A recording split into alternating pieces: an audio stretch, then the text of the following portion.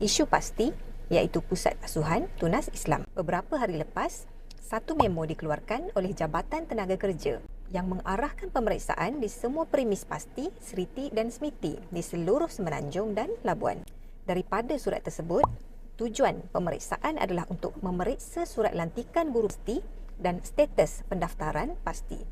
Sentimen yang diwujudkan adalah ianya soal kebajikan guru pasti dan guru pasti ni berhak mendapat gaji minimum. Makna katanya nak kata PAS ni menindas guru pasti. Baik, apa penjelasannya? Semalam, Ketua Pemuda PAS sudah menjawab dalam sidang media dan telah menjelaskan status pasti. Beberapa poin penting yang mungkin anda pun belum tahu tentang pasti. Pertama, guru pasti bukanlah pekerja dan PAS bukanlah majikan. Kerana itu, guru pasti tidak termaktub di bawah Seksyen 2 Akta Kerja 1955. Jadi guru pasti tidak tertakluk di bawah Akta 732 yang menyebut tentang gaji minimum pekerja 1,500 yang ada sekarang. Habis tu, kalau bukan pekerja, guru pasti ni apa? Guru pasti dikira sebagai sukarelawan yang memberi khidmat secara sukarela dan diberikan sagu hati ataupun imbuhan dalam bentuk keuangan bagi menampung kos perjalanan dan makan. Inilah akad antara guru pasti dan pihak pengurusan pasti. Akad ataupun service of contract. Kedua, semangat di sebalik kewujudan pasti. Untuk menilai isu ini dengan lebih adil, anda perlu lihat juga dari sudut spirit ataupun semangat di sebalik kewujudan pasti. Pasti diwujudkan bukan atas motif keuntungan.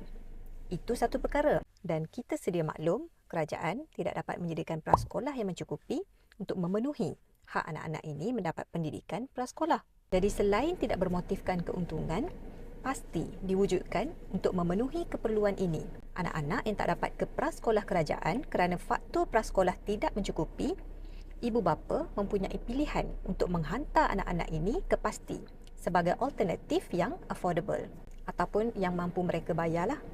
Itulah semangat di sebalik penubuhan pasti. Maka kerana itu, ada tempat ataupun ada pasti yang tidak dapat memberi sagu hati ataupun imbuhan yang nilainya sama dengan gaji minimum kebangsaan iaitu sebanyak 1,500, terutamanya untuk pasti di luar bandar. Sagu hati guru pasti ini bergantung kepada lokasi dan yuran. Biasanya, yuran pasti di luar bandar jauh lebih murah, maka sagu hati ataupun imbuhan bagi guru pasti di situ sudah tentu lebih rendah. Guru pasti ni tak rasa ditindas ke? Untuk menjawab persoalan ini, anda kena tahu yang tiada paksaan kepada mana-mana individu untuk bertugas sebagai guru pasti. Jadi, tiada isu ditindas jika guru tersebut menerima tugasan ini dengan kerelaan hati mereka. Cuba fikir dari sudut ini. Syarikat yang bagi upah murah, biasanya pekerja mereka akan lari ke tempat lain kerana tak rela ataupun tak setuju dengan upah tersebut. Biasanya, syarikat sebegini tidak mampu bertahan lama. Adakah ia berlaku kepada pasti? Tidak kan? Pasti masih beroperasi dan sudah pun beroperasi selama 40 tahun. Kenapa? Kerana ada golongan guru yang dengan rela hati memberi khidmat tenaga mereka untuk memenuhi dua semangat kewujudan pasti yang dah diberitahu tadi. Soalan seterusnya, sampai bila PAS nak meneruskan pengurusan pasti sebegini?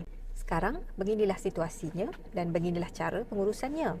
Tapi pada masa hadapan, ianya mungkin berubah. Dan sebenarnya, sudah pun berubah di beberapa buah pasti.